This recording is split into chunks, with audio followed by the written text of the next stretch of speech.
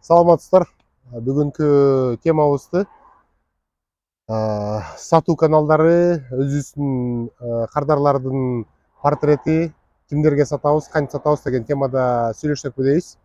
Эң биринчиден ушу сатуу каналдары жөнүндө айтсак болот. Бул биз билгендей, кайсыл жерде биздин продукциябыз чыгып турат, ошол жактан кимдерге сатуучулар, сатып алуучулар ушинтип кантип келет, анан кийин ошол жерден сатылган нерселерди. Мисалы үчүн алсак, бизде бир оффлайн магазинибиз бар. Мындай кадимки эле шаардын ичинде бир магазин деп элестетели. Андан тышкары биз Instagram баракчаны алып баратсак, ошолор аркылуу дагы кардарлар кирип, ошол аркылуу да сатып аткандар болушу мүмкүн. Анын жанында да Telegram канал кылышыбыз мүмкүн. Ошол жака сүрөттөрдү жүктөп, бааларын жүктөп, ошол жактын ичинен кишилер кирип, акчасын төлөп алып турушу мүмкүн. Интернет сайт болушу мүмкүн. Ушундай болуп туруп, бир нече сатуу каналдарын уюштурсак болот. Бардыгы эң негизгиси ошол бир жерге келип туруп, акчасы түшкөндөй эле, ошентип эле жанагы алардан болгон талаптар ошол жака түшүп, ошол аркылуу сатабыз да. Ошо каналдар дегенде ар кайсы каналдар аркылуу продукциябызды жайылтып жана сатып турганыбыз. Ушул ар бир каналда өзүнүн кардарлары болушу мүмкүн. Мисалы үчүн мисалга алсак, биздин оффлайн точкабыз, магазинибиз бул деген жергиликтүү алыкка арналган болсо, биздин интернет баракчабыз, мисалы үчүн Instagram баракчабыз ушу Борбордук Азияга. Бул жерде эми биздин коммуникациянын жолдору болуп калат. Мисалы үчүн кайсы тилдерде кылып атсак, мисалы үчүн кыргызча, орусча кыла турган болсок, же болбосо ошо эки тилде кыла турган болсок, анда ошо кыргызча жана орусча түшүнгөн аудиторияны топтойбуз да, ошо кардарлар менен баарлашып ошол жерден сатабыз. Мисалга алсак, биздин сайтыбызды, интернет сайтыбызды, аны англис тилинде кыла турган болсак, анда бул чет өлкөлүктөргө деп айтсак болот да. Ошо алыстан келген, же болбосо алыста жашаган чет өлкөлүктөр ошол коммуникацияны ошол тилде түшүнүп туруп, ошол аркылуу кирип атса, бул деген чет өлкөлүктөр. Ошондо деген биз мындай сегментация деп коет, өзүбүздүн кардарларыбызды мындай топторго бөлсөк болот да. Ошо топторго бөлүп алсак, биздин ошолорго болгон коммуникациябыз мындай эффективдүүрөөк болот да. Ошолорго эмне маалымат жеткизебиз, кандай кылып, кайсы тилде жеткизебиз, анан кийин алардын көйгөйлөрү эмне, алар деген эмнени баалашат деген ушундай маселелер болот да ичинде. Мисалы үчүн жергиликтүү калк сапаттуу бир жакшы, же болбосо мындай нерсени каалай турган болсо, чет өлкөлүктөр болсо, ошо Кыргызстанда сата турган болсок, Кыргызстандын жеринен чыккан бир нерсе деппи, же болбосо алардын баалуулуктары кичине айырмаланышы мүмкүн. Ошо Кыргызстанга болгон жардамыбыз, ошо бирдекесин сатып алайлы, же болбосо ошол нерсе Кыргызстанда эле бар деп, мисалы үчүн балды ала турган болсок, Кыргызстан тоосунда өскөн бал дегендей кылып туруп, ушундай ар бир кардардын өзүнүн талаптары жана алардын баалуулуктары бар. Ошолорго биз жооп бергенге аракет кылабыз жана кайсы каналдарды кайсы кардарларга ардадык, ошол дагы маанилүү болот да. Анан жана айткандай, топторго бөлүп алсак, ошолорго биздин жеткирген баалуулуктарыбыз, ошолор жакшы бир баалуу нерсе болот. Мисалга алсак, анан өзүбүздүн сүйлөшкөнүбүзгө ошолор менен дагы оңойраак болот да, мындай топторго бөлсөк кимдер экенин көрүп турабыз дагы. Анан ошол топторго кылгандан кийин ошол биздин кардар деп элестетебиз да. Мисалы үчүн чет өлкөлүк бир жарандар биз үчүн бир кардар болот. Ошонун портретин мындай түзгөнгө аракет кылабыз да.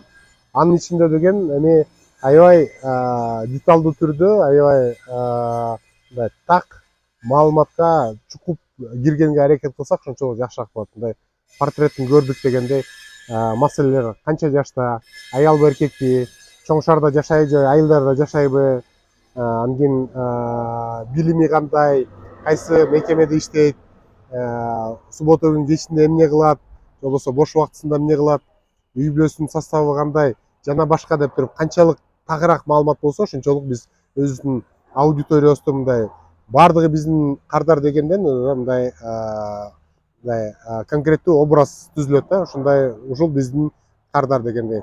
Анан ар бир, мисалы үчүн, алыскы чет өлкөлүктөрдүн ичинен бир эле портрет эмес, ошондойдон бир 2-3 портрет болушу мүмкүн да. Мисалы үчүн, бизди кызыктыргандар, же болбосо биздин продукция менен кызыккандар, бул 60 жаштан ашкан эркек адамдар же ушундай деп портретин түзсөк, ошол эле учурда биздин кардар болуп туруп, мисалы үчүн 30 жаштагы шаарда жашаган кыздар деп туруп, ушундай ар кандай портреттер болуп калышы мүмкүн. ошондой эле жана жергиликтүү дагы жана башкада дагы ошо канал коммуникацияларды түзүп ошол кайсы топтордон турат, ошол топтун ичинде кандай кардарлар бар болот деп туруп ушундай сегментация кылып алсак, ошондо биздин көз карашыбыз өзүбүздүн кардарларга болгон мындай тагыраак болот да, ошо кимдер экенин, алардын кандай күнүмдүк адаттары бар, алар деген эмне баалуулуктарды, кандай баалуулуктарды жакшы көрөт, кандай көйгөйлөрү бар деген ошондой жооптор чыгат. Анан жанагы CRM система деген бар, бул Client Relation Management деп коет. Ошо биздин кардарлар менен кандай баарлашабыз, кандай байланыш түзөбүз, ошонун башкаруусу да Client Relation Management деп. Ошондо деген биз ар бир келип аткан кардарды, кардар эмес, биринчи лид деп коет. Бул кардар болоюн деп биздин продукцияга кызыккан кишини лид деп айтабыз да. Ошо лид, бизге келген лидти ошо кардарга өткүзүү жолу да. Ошол жерден акчасын төлөсө бул биздин кардар болот, акчасын төлөй электе болсо бул биздин лид болот. Кээ бир лидтер болсо кардар болбой эле кайра кетип калышат да, продукция жакпаган же болбосо иштеп издеп жаткан нерсеси башка болуп калат. Ошондой моменттер болот. Ошо CRM системанын ичинде көбүнчө ошо анын түздөн түз максаты ошо биздин кардарлардын ичиндеги маалыматтарын жазат. Эң биринчи атын жазат. Анан кийин маалымат келген сайын ошолордун баарын толуктай берет да. Туулган күнү, кайсы шаарда жашайт, анан кийин кайсы мекемеде иштейт деп сатуу бөлүмүндөгү менеджерлер ошондой маалыматтарды алган сайын ошонун ичин толтура берет. Анан жана кичинекей комментарий сыяктуу болуп коет. Ошону баарын жалпылап туруп айтканда, мисалы үчүн Лондондо жашаган 25 жаштагы мындай окуу жайдын окуучусу мындай нерселер менен кызыгат, бизден муну алды же болбосо муну алайын деп атат деп туруп ушундай маалымат кылып отурган болсок, ал 2 жылдан кийин, 3 жылдан кийин бизге телефон чалып же болбосо имейл менен жаза турган болсо, ошол маалыматы кошо чыгып калат да. Ошондо деген биз бул ким эле деп туруп өзүбүздүн ошо кардарлар менен байланышыбызды ошону башкарууга болгон система.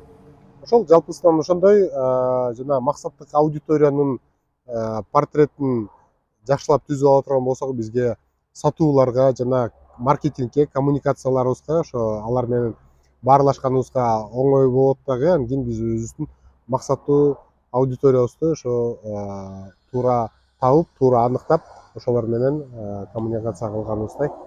Ошол эми негизгисин айтканда деген бул кардарлар деп жантан бери айтып атабыз. Негизи булар дагы адамдар экенин эч качан унутпашыбыз керек.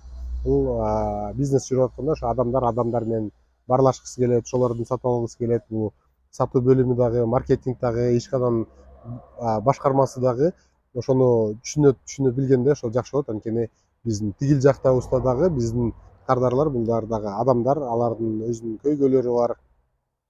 Адамгерчилик сапатты жоготпой ошо бизнес кылып атканда ошол жагын дагы кошо алып калышыбыз керек. Ошондой болгондо бизнес туруктуу болот дейм.